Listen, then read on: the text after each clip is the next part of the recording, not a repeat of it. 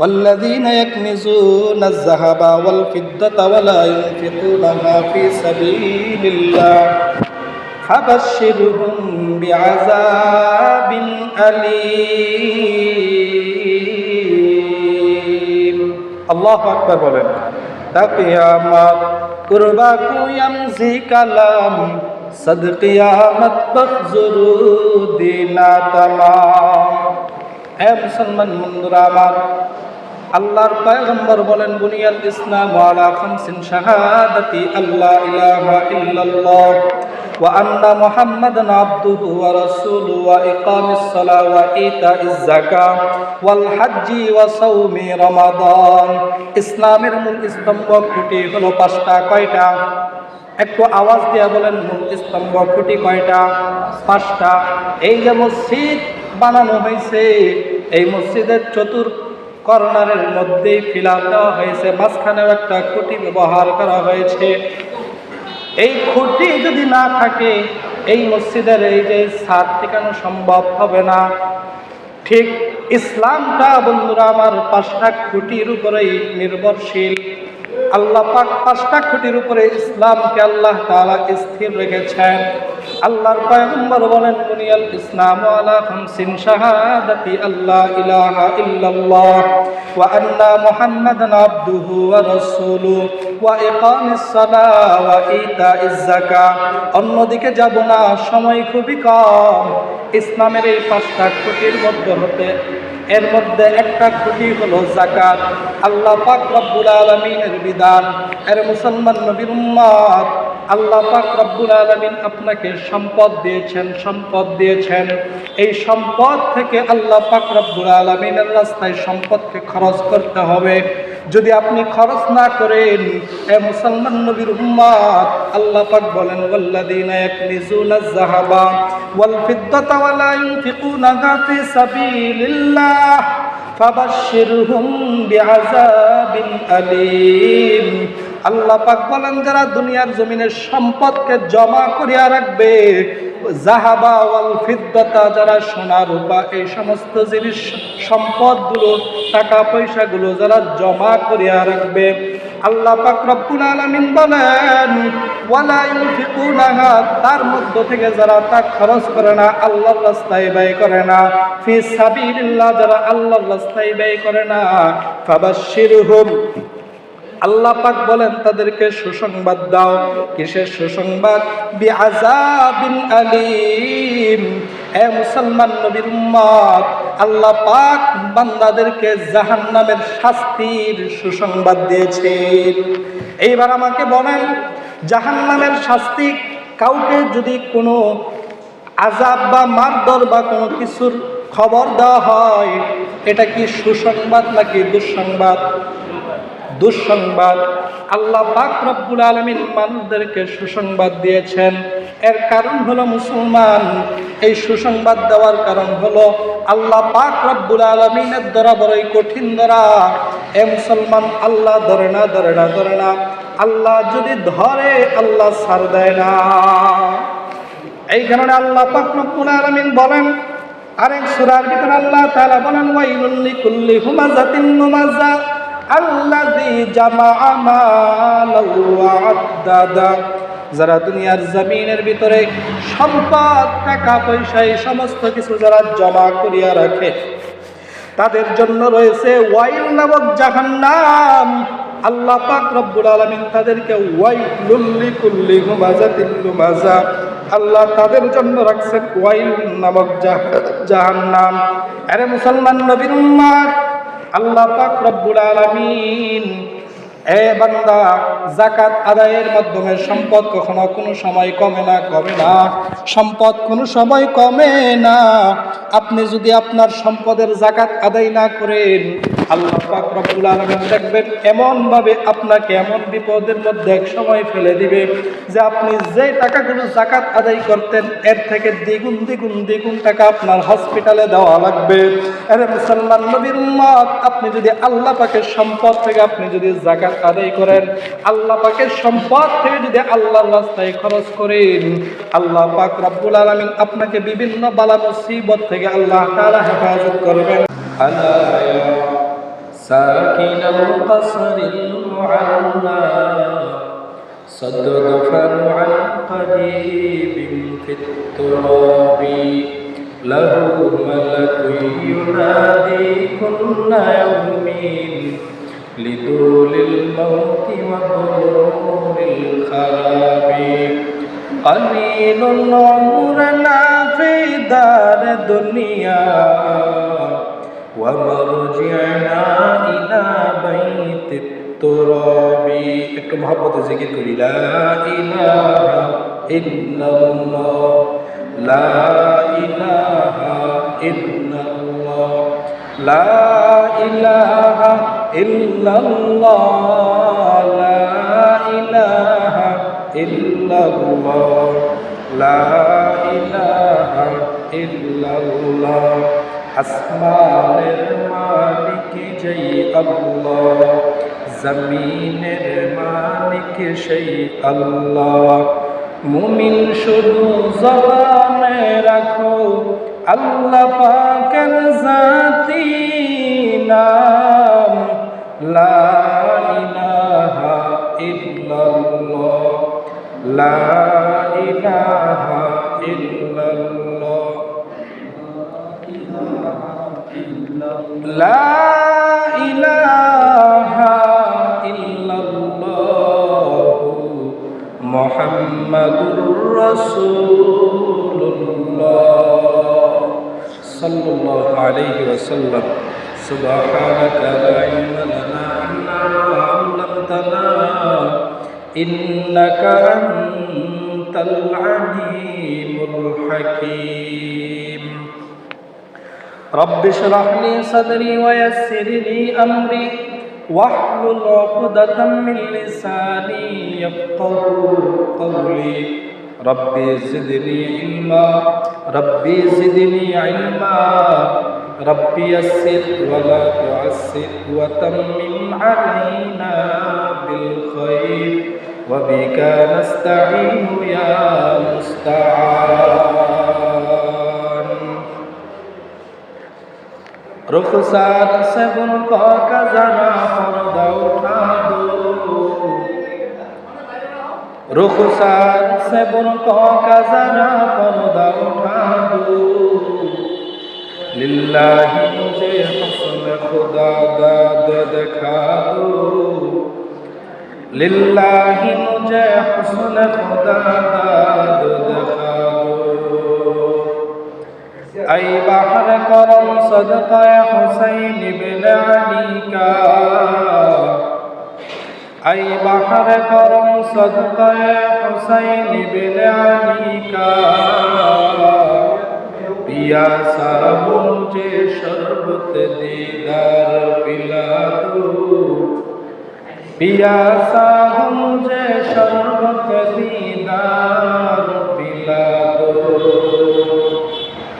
मैं दूर हो मजबूर हो ऐ सैयद आलम मैं दूर हो मजबूर हो ऐ सैयद आलम दीदार दिखाते नहीं आवाज सुना दो दीदार दिखाते नहीं आवाज सुना दो আলহামদুলিল্লাহ সৃষ্টির মহান স্রষ্টা আল্লাহ রাব্বুল আলামিনের দরবারে লক্ষ কোটি শুকর আদায় করি যে আল্লাহ রাব্বুল আলামিন অত্যন্ত দয়া করে মায়া করে মহব্বত করে ভালোবেসে মাহে রমজানের তৃতীয় জুমায় আল্লাহ তাআলা আমাদেরকে সুস্থতার সাথে আল্লাহ পাক রব্বুল আলামিনের পবিত্র ঘর মসজিদে আসার এবং বসার কুরআন এবং হাদিস থেকে আমলের নিয়তে কিছু কথা আমাকে বলার জন্য আপনাদেরকে আমলের নিয়তে শোনার জন্য আল্লাহ তাআলা আমাদের সবাইকেই কবুল ও মঞ্জুর করেন। নিয়ামতের শুকর আদায়ার্থে মুসলমান হিসাবে ঈমানের আওয়াজকে উঁচু করে এক আওয়াজে উচ্চাঙ্গে কালিমাতুশ শুকর উচ্চারণ করি আলহামদুলিল্লাহ। আমি আপনাদের সামনে সূরাতে তাওবার একটি আয়াত কারিমা তেলাওয়াত করেছি। আল্লাহ পাক রব্বুল আলামিন এই আয়াতে কারিমার ভিতরে আল্লাহ তাআলা দুনিয়ার মানুষদেরকে কিছু নির্দেশনা আল্লাহ তাআলা দিয়েছেন।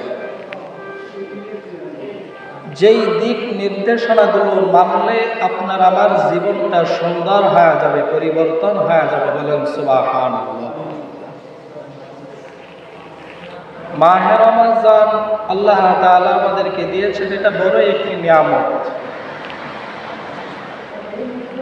এই মাহে রমজানে আল্লাহ রাব্বুল আলামিন হাদিস, আল্লাহ রাসূলের হাদিস প্রমাণ করে,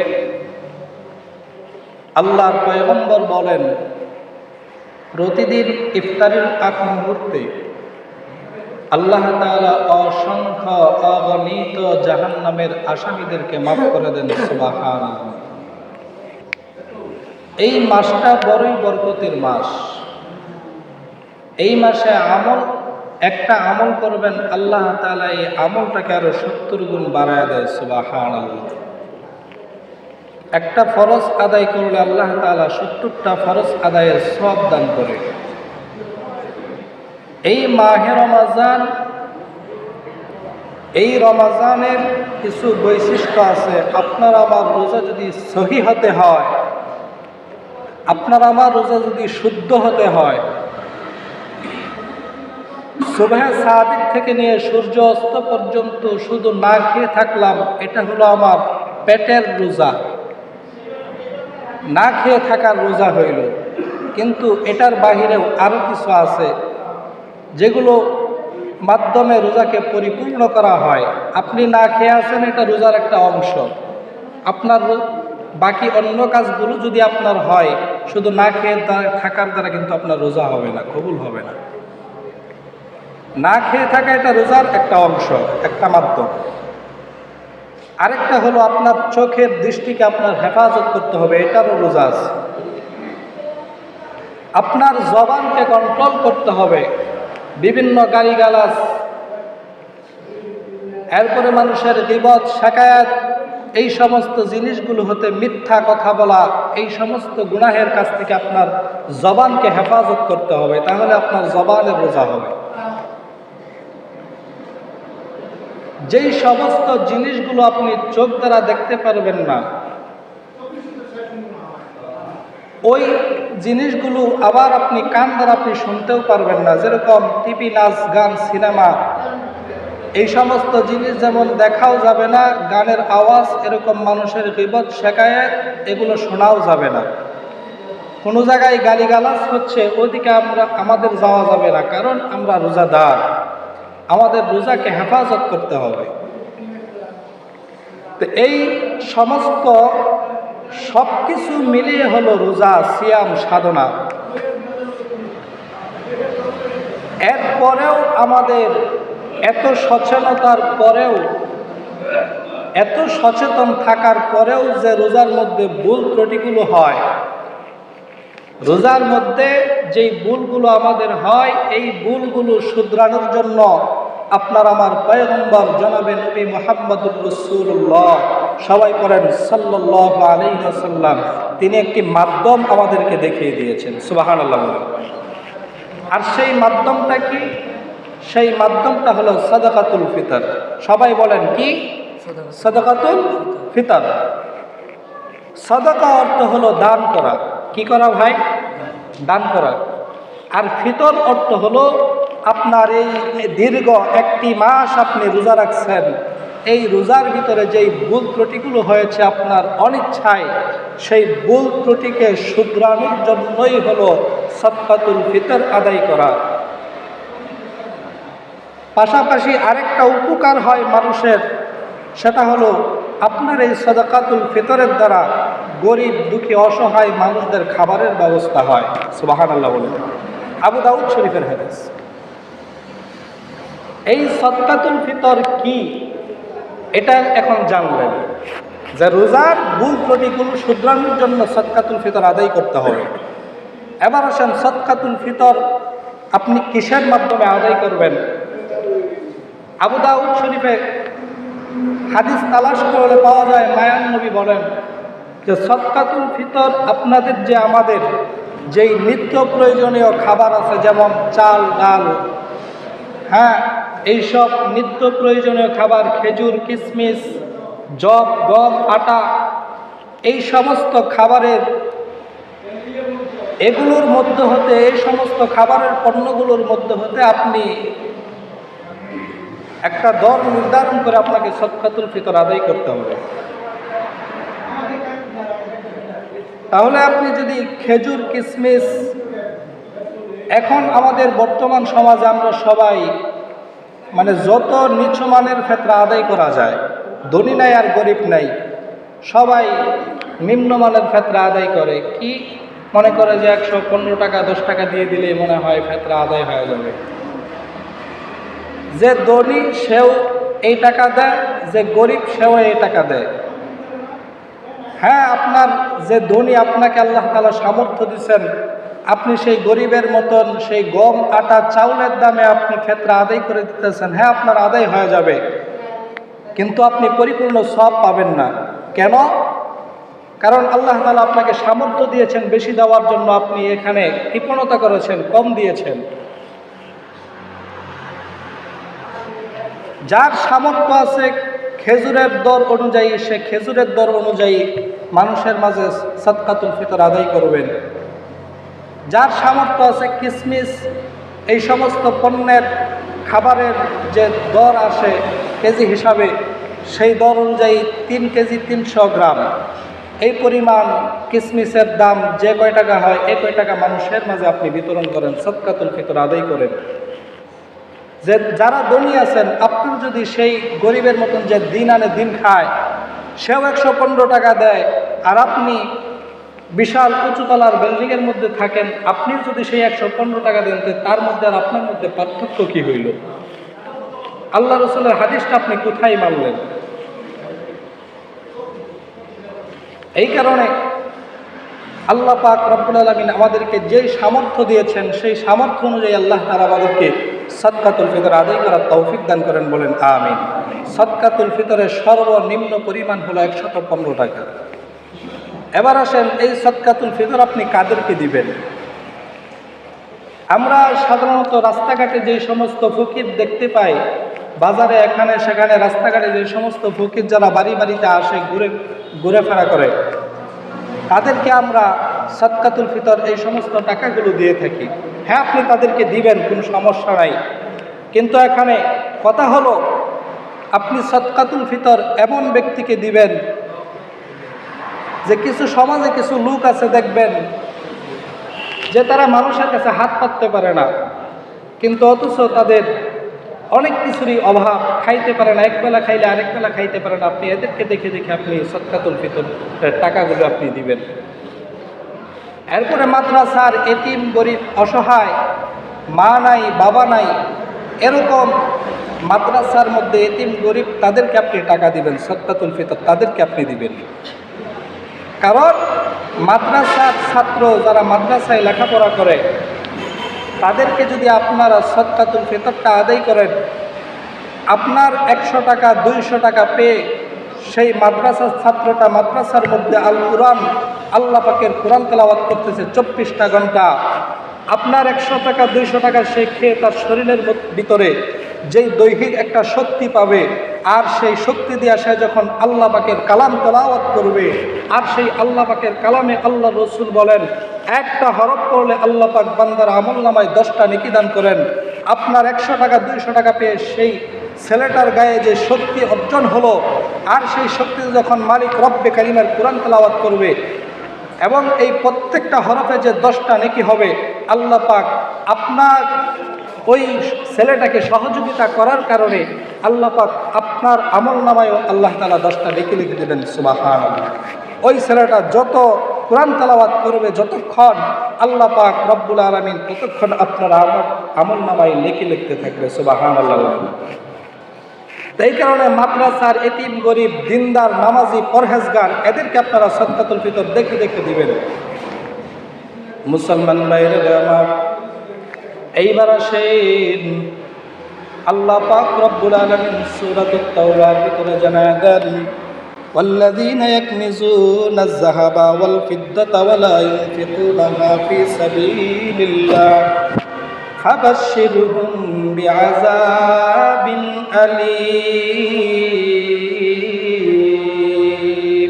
الله أكبر বলেন কিয়ামত কুরবা কুয়ামজি কালাম সদ কিয়ামত বখজুরু দিনা তামাম।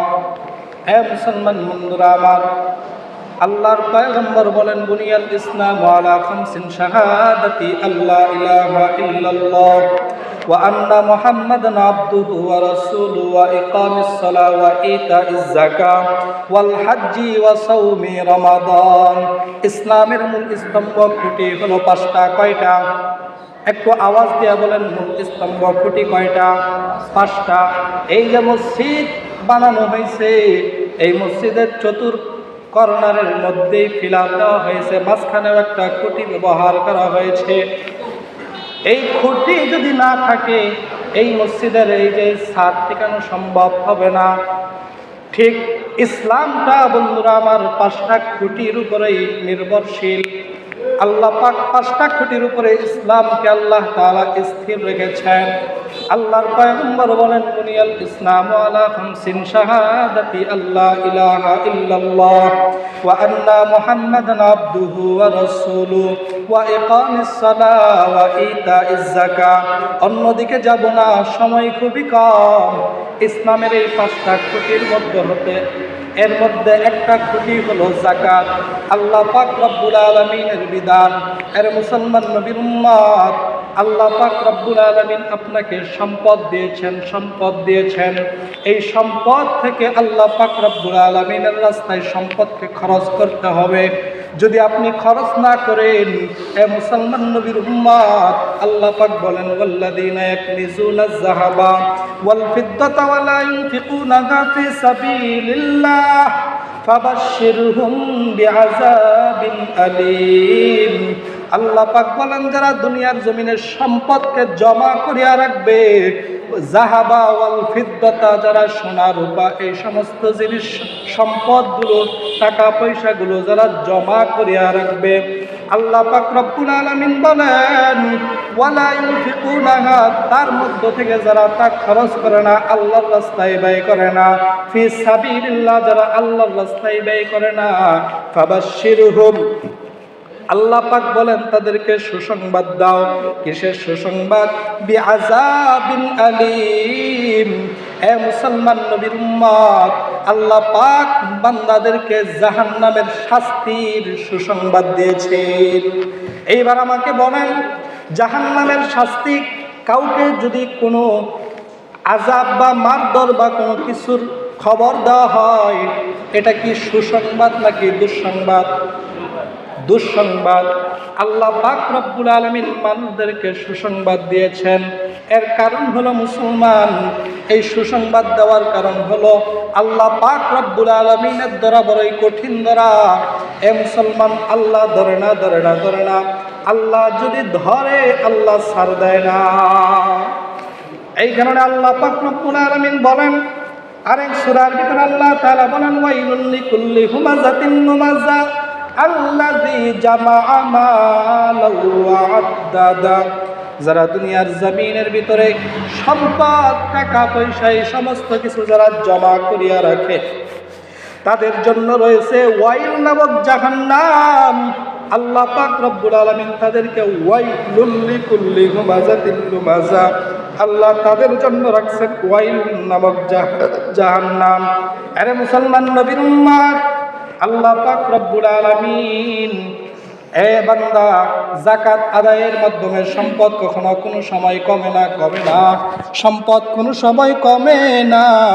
আপনি যদি আপনার সম্পদের যাকাত আদায় না করেন, আল্লাহ পাক রব্বুল আলামিন দেখবেন এমনভাবে আপনাকে এমন বিপদের মধ্যে এক সময় ফেলে দিবে যে আপনি যে টাকাগুলো যাকাত আদায় করতেন এর থেকে দ্বিগুণ টাকা আপনার হসপিটালে দেওয়া লাগবে। আরে মুসলমান নবীর উম্মত, আপনি যদি আল্লাহ পাকের সম্পদ থেকে আপনি যদি যাকাত আদায় করেন, আল্লাহ পাকের সম্পদ থেকে যদি আল্লাহর রাস্তায় খরচ করেন, আল্লাহ পাক রব্বুল আলামিন আপনাকে বিভিন্ন বালা মুসিবত থেকে আল্লাহ তাআলা হেফাজত করবেন। আল্লাহর রাস্তায় দান করার করার মাধ্যমে বান্দার জীবন থেকে বালা মুসিবত দূর হয়, বিপদ আপদগুলো দূর হয়ে যায়। এই জন্য রে মুসলমান ইমানদার, আল্লাহ পাক রব্বুল আলামিনের পয়গম্বর বিশ্বনবী রাহমাতুল লিল আলামিন বলেন, যেই সমস্ত বান্দার ঘরে 52.5 তোলা রূপা এবং 7.5 ভরি স্বর্ণ অথবা এই পরিমাণ সম্পদ অথবা এই টাকা আপনার বাড়িতে যদি 1 বছর জমা থাকে অতিবাহিত হয়, আল্লাহর পয়গম্বর বলেন ওই বান্দার উপরে যাকাত দেওয়া ফরজ। যাকাত দেওয়া ইসলামের মূল স্তম্ভের ভিতরে একটা খুঁটি। আপনি যদি যাকাত আদায় না করেন, আল্লাহ পাকের বিধানকে আপনি অস্বীকার করেছেন। আপনি যদি আল্লাহ পাকের একটা হুকুম, একটা বিধানকে অস্বীকার করেন, কাফের হয়ে যাবেন, ঈমান হারা, বেদিন হয়ে যাবেন, বেঈমান হয়ে যাবেন। অতএব প্রিয় মুসলমান, যাকাত দেওয়া এটা ইসলামের একটা অংশ। আল্লাহ পাক সম্পদ দিয়েছেন, আল্লাহ পাকের সম্পদ থেকে আপনি আল্লাহর রাস্তায় খরচ করবেন। যাকাত দেওয়ার পরিমাণ হলো 1,02,500 টাকা, 40 ভাগের 1 ভাগ। 40,000 থেকে 1,000 টাকা হলো যাকাত, 1 লক্ষ থেকে 2,500 টাকা হলো যাকাত। এর মুসলমান, এইভাবে আপনার সম্পদ যত বেশি হবে হিসাব করে করে যাকাত আদায় করতে হবে।